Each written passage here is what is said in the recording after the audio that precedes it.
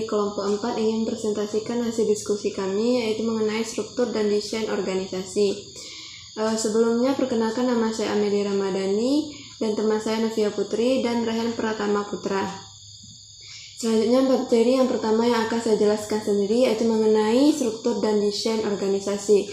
Yang dimaksud dengan struktur organisasi yaitu merupakan kerangka formal yang menjelaskan bagaimana tugas, wewenang, dan tanggung jawab dibagi, dikoordinasikan, dan dikelola dalam organisasi. Sedangkan dengan desain organisasi yaitu proses merancang struktur tersebut dengan mempertimbangkan berbagai faktor baik dari dalam maupun luar organisasi untuk memastikan operasional yang efektif dan efisien.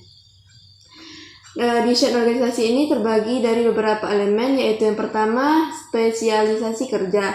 Yang dimaksud dengan spesialisasi kerja itu pembagian pekerjaan menjadi tugas-tugas spesifik yang dikerjakan oleh individu dengan keahlian di bidang tersebut untuk meningkatkan efisiensi dan kualitas hasil. Yang kedua yaitu departementalisasi. Yang dimaksud dengan departementalisasi yaitu pengelompokan aktivitas kerja berdasarkan fungsi, produk, wilayah geografis, atau pelanggan. Yang ketiga yaitu rantai komando. Menetapkan garis wewenang formal yang menghubungkan setiap individu dalam organisasi dari tingkat tertinggi hingga terendah, sehingga setiap anggota tahu kepada siapa mereka harus melapor dan siapa yang memiliki wewenang untuk memberikan instruksi. Yang keempat, rentang kendali. Menentukan jumlah bawahan yang perlu diawasi oleh seorang manajer. Yang kelima, sentralisasi dan desentralisasi, yaitu sejauh mana pengambil keputusan terkonsentrasi dan menunjukkan distribusi wewenang. Yang keenam yaitu formalitas, tingkat di mana aturan, prosedur, dan tanggung jawab ditetapkan dan dokumentasikan dalam organisasi. Bagan organisasi. Jenis-jenis bagan organisasi yang pertama yaitu bagan organisasi hierarki.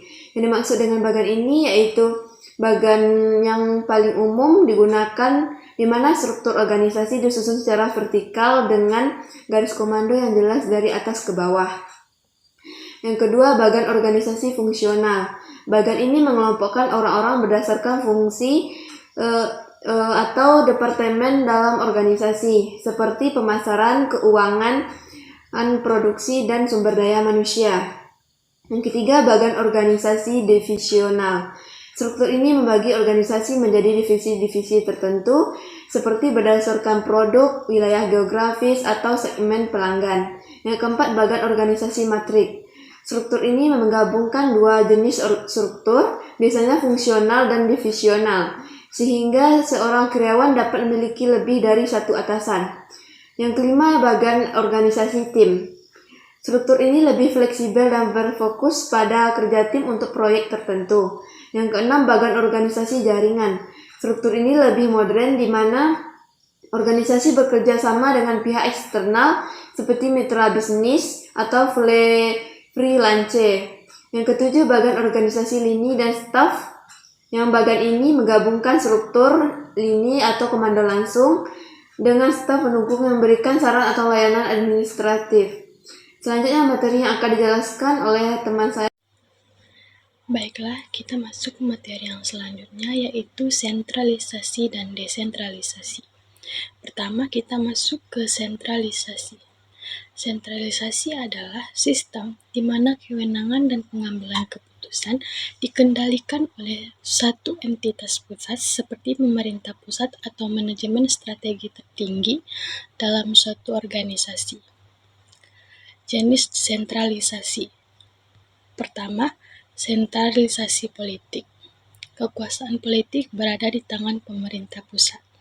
Yang kedua, sentralisasi administratif, yaitu semua kebijakan administratif diatur oleh pusat tanpa otonomi bagi unit lokal. Yang ketiga, sentralisasi fiskal, yaitu pendapatan dan pengeluaran keuangan dikendalikan oleh pusat. Yang keempat, sentralisasi teknologi dan informasi, yaitu semua keputusan terkait teknologi atau informasi dikendalikan oleh satu pusat. Selanjutnya yaitu desentralisasi, adalah kebalikan dari sentralisasi, di mana kekuasaan dan pengambilan keputusan didistribusikan ke unit-unit yang lebih kecil, seperti pemerintah daerah atau departemen dalam perusahaan. Jenis desentralisasi.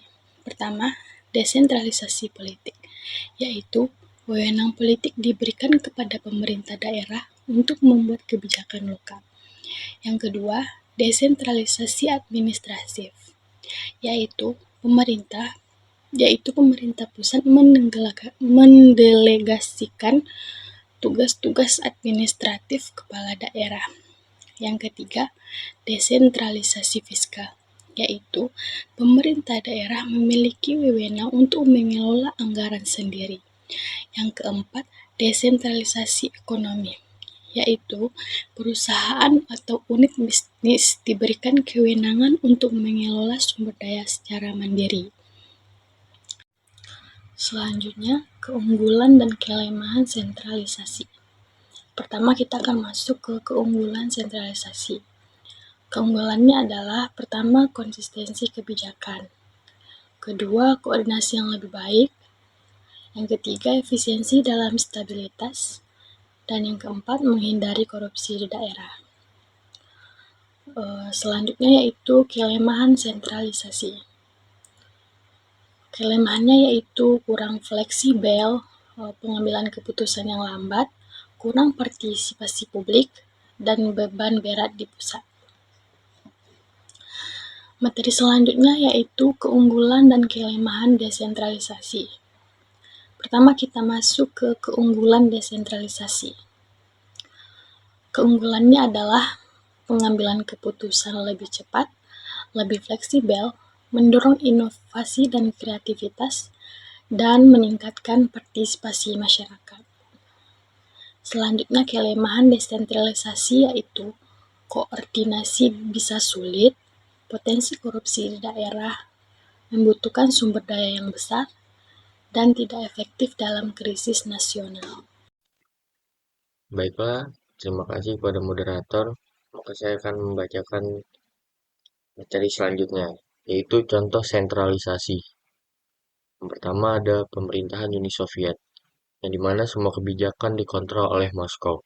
Yang kedua, sistem pendidikan di Korea Utara. Kurikulum nasional seragam di seluruh negeri. Yang ketiga, perusahaan multinasional atau seperti McDonald's dan Coca-Cola, di mana keputusan utama dibuat oleh kantor pusat. Selanjutnya, contoh desentralisasi. Yang pertama ada otonomi daerah di Indonesia, di mana pemerintah daerah berhak mengelola anggarannya sendiri. Yang kedua, sistem memiliki sistem federal di AS. Setiap negara bagian memiliki kebijakan pajak dan hukum sendiri. Yang ketiga, korporasi yang memberi otonomi ke cabang, di Starbucks yang menyesuaikan menu berdasarkan lokasi. Selanjutnya, hubungan koordinasi dan rentang manajemen dengan struktur organisasi. Struktur organisasi yang lebih kompleks membutuhkan koordinasi yang lebih intensif, seperti dalam struktur matriks di mana komunikasi harus lebih baik karena karyawan melapor ke lebih dari satu atasan. Rentang manajemen yang terlalu luas dapat menyulitkan koordinasi karena manajer harus mengawasi terlalu banyak karyawan. Sementara rentang yang terlalu sempit dapat memperlambat proses pengambilan keputusan. Oleh karena itu, struktur organisasi harus disesuaikan dengan pola koordinasi yang dibutuhkan. Perusahaan di industri kreatif lebih cocok dengan struktur datar yang memungkinkan fleksibilitas dalam koordinasi, sedangkan perusahaan manufaktur lebih sesuai dengan struktur fungsional untuk memastikan efisiensi operasional. Mungkin sekian saja yang dapat kami presentasikan. Apabila ada lebih dan kurang mohon maaf. Wassalamualaikum warahmatullahi wabarakatuh.